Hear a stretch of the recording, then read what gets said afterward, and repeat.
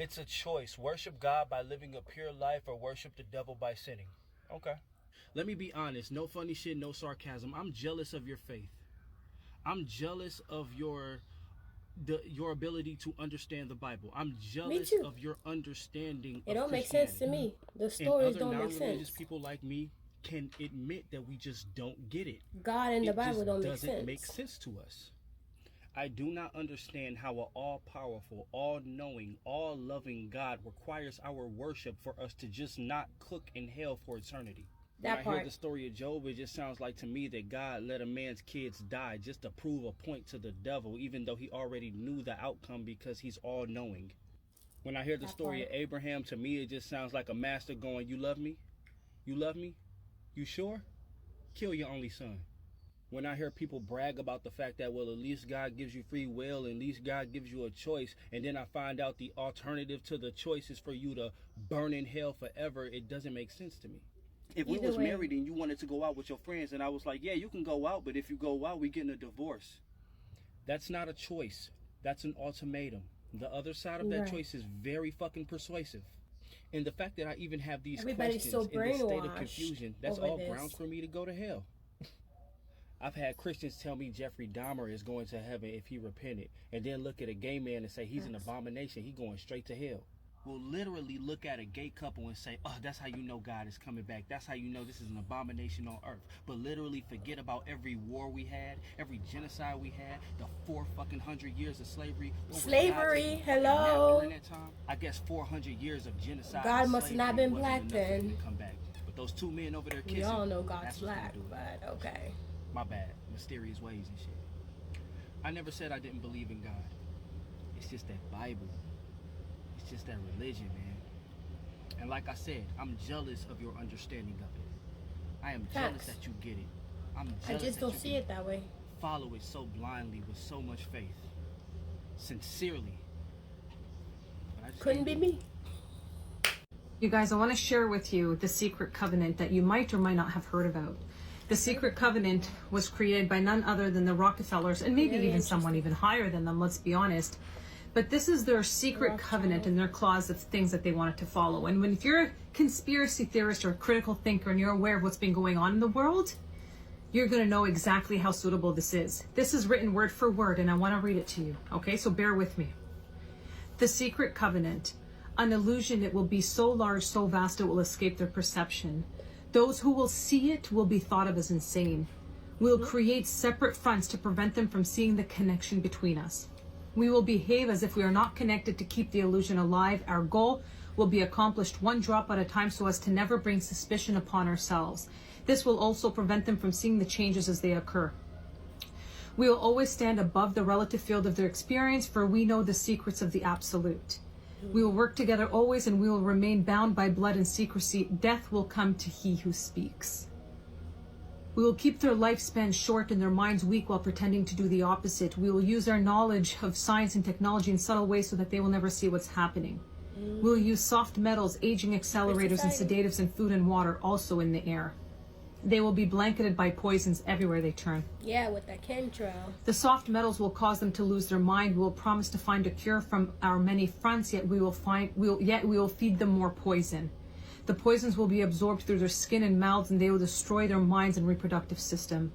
From all this, their children will be born dead, and we will conceal this information. The poisons will be hidden in everything that surrounds them, and what they drink, eat, breathe, and wear. We must be ingenious in dispensing the poisons, for they can see far. We will teach them that the poisons are good with fun images and musical tones. Those they look up to will help. We will enlist them to push our poisons. They will see our products being used in the film and will grow accustomed to them and will never know their true effect. When they give birth, we will inject poisons into the blood of their children and convince them that it's for their help. We will start early on when their minds are young. We will target their children with what the children love most, sweet things. When their teeth decay, we will fill them with metals that will kill their mind and steal their future. When their ability to learn has been affected, we will create medicine that will make them sicker and cause other diseases, for which we will create yet more medicine. We will render them docile and weak before us by our power. They will go depressed, slow, and obese, and when they come to us for help, we will give them more poison. We will focus their attention toward money and material goods so so they, many, never connect with their inner self. We will distract them with fornication, external pleasures, and games so that they may never be one with the oneness of it all. Their minds will belong to us and they will do as we say. If they refuse, we shall find ways to implement mind-altering technology into their lives. We will use fear as our weapon. We will establish the governments and establish opposites within. We will own both sides. We will always hide our objective but carry out our plan. They will perform the labor for us and we shall prosper from their toil. Our families will never mix with theirs. Our blood must be always pure, for it is the way. We will make them kill each other when it suits us. We will keep them separated from the oneness by dogma and religion. We will control all aspects of their lives and tell them what to think and how. We will grow them kindly and gently, letting them think that they are guiding themselves. We will foment animosity between them through our factions. When a light shall shine among them, we shall extinguish it by ridicule or death, whichever suits it best. We will make them rip each other's hearts apart and kill their own children. We will accomplish this by using hate as our ally, anger as our friend. The hate will blind them totally, and never shall they see that from their conflicts we emerge as their rulers. They will be busy killing each other. They will bathe in their own blood and kill their neighbors for as long as we see fit. We will benefit greatly from this, for they will not see us, for they cannot see us. We will continue to prosper from their wars and their deaths. They shall repeat this over and over until our ultimate goal is accomplished. We will continue to make them live in fear and anger through images and sounds. We will use all the tools we have to accomplish this. The tools will be provided by their labor. We will make them hate themselves and their neighbors. We will always hide the divine truth from them. They were all one. That they were all one. This they must never know. They must never know that a man's color is an illusion. They must always think that they are not equal. Drop by drop, we will advance our goal. It's not important. We will take over their land, resources, and wealth to exercise total control over them. We will deceive them into accepting laws that will steal the little freedom they will have. We will establish a money system that will imprison them forever, keeping them and their children in debt.